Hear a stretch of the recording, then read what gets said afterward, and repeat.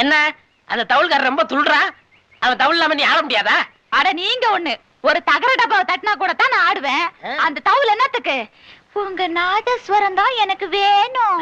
ஒரு சின்னஞ்சிரிசுக அப்படி இப்படி இருக்கும், கண்டுக்காம ஒதுங்கிற வேண்டியதானே. வைக்க பொருளை கொடுத்த நாய் மாதிரி. அவன் சொல்றான் அடிக்கடி வித்துவான் வித்துவான்னு. அப்படி என்னத்த வித்தானோ தத்துவான். நம்ம சத்தார் பாய் பொரோட்டா கடையில கொடுத்தா இவ்வளவு மாவு வச்சுக்கிட்டு இப்படி அடிக்கிறா இப்படி அடிக்கிறா இப்படி அடிக்கிறா. அதனால அவன் வித்தோட ஆயிட முடியுமா? அவன் அப்படித்தாங்க கத்துவான். சரியான மாவு பைய.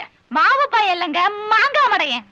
நம்ம ரெண்டு பேரையும் அண்ணன் தங்கச்சிக்கு நினைச்சு ஏமாந்துகிட்டு இருக்கிறான். ஒரு நாளைக்கு நாதஸ்வரத்தை எடுத்து நடு மண்டையில நச்சுன்னு அடிச்சு விட்டு நான் ஜெயிலுக்கு போயிடுறேன். ஐயோ அப்படி எல்லாம் செஞ்சிடாதீங்க.